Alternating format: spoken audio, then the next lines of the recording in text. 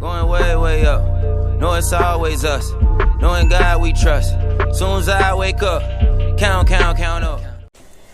So I hear all these ways, the best method and all this stuff. And look, the easiest method that's going to guarantee work, get you 93K, at least 85K in 12-minute quarters. And I mean, you can do it in 5-minute quarters and get 35 plus, 45 plus. I done that too.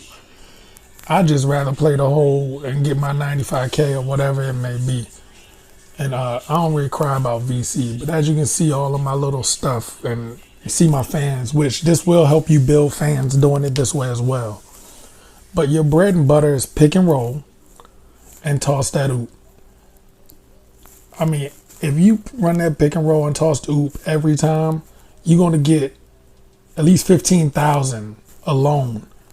If you can at least get 15 of those or 20 of those, if I'm not mistaken. And I mean, that's the crazy thing. The other thing is people say don't play defense. Play defense.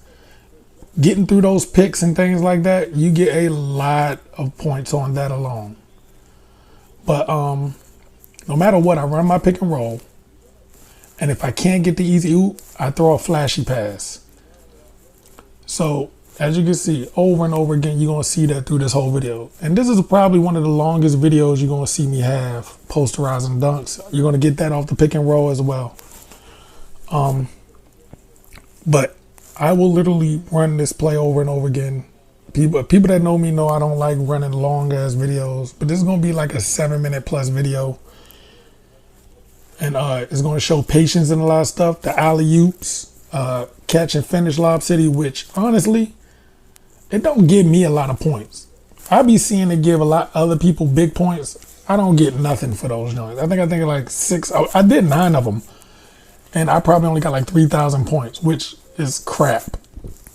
I get more points doing acrobat layups, easy, and that's what I live off. Acrobat layups, posterizing dunks, alley-oop, throwing alley-oops.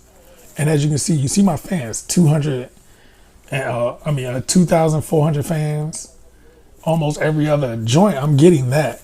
And that's why I be getting like my fans, like crazy fans. Get good enough, you start throwing oops off the backboard to your player. And like I said, it just builds up and up and up and up and up. But, you know, the biggest thing that I think what a lot of these people don't be telling you, because they're trying to force you to do the same thing over and over again. The other thing is take what they give you, because a lot of times you're not going to be able to get it. The computer will start getting smart enough to block it. And if you don't try to do it with different players, it will. So like I throw oop to like 4 or 5 different players every game. But I also throw my flashy passer to anyone in the game. If he's wide open, I throw a flashy pass to him every time. And to do that, the first half, I just showed y'all basically the basics of the game. The second half, I'm going to end up breaking down how to get that flashy passer every time without having to be concerned about double tapping the button. See, flashy pass, easy all day long. But so you don't have to sit there and be tapping it, and sometimes you get the flashy pass or sometimes you don't. This method will get you the flashy pass every time, so that way you're constantly. But patience too. Patience take you a long way. Look how long it took me to develop this play. And they stopped it. But Euro step, there you go. Acrobat layup, I get my big points for it. Everything. But it's just being dedicated and doing the same thing over and over again.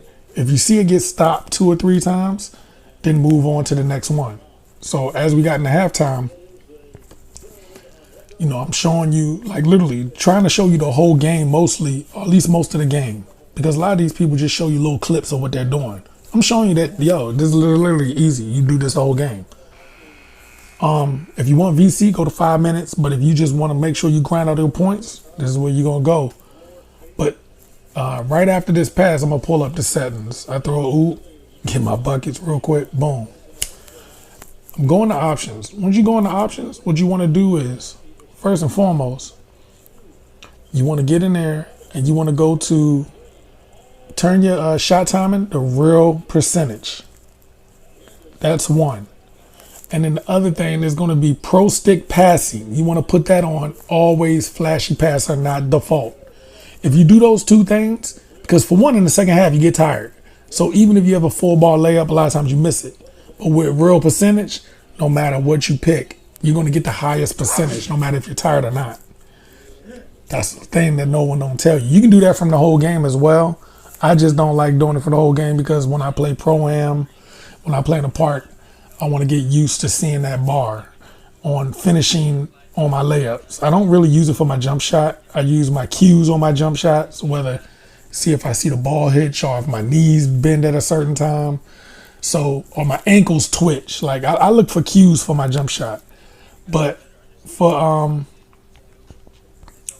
the most of the game, I want to see that bar for layups because, you know, for some reason, as a slasher, they make me miss a lot of layups. So if I ain't damn near perfect on all of them, I don't make them.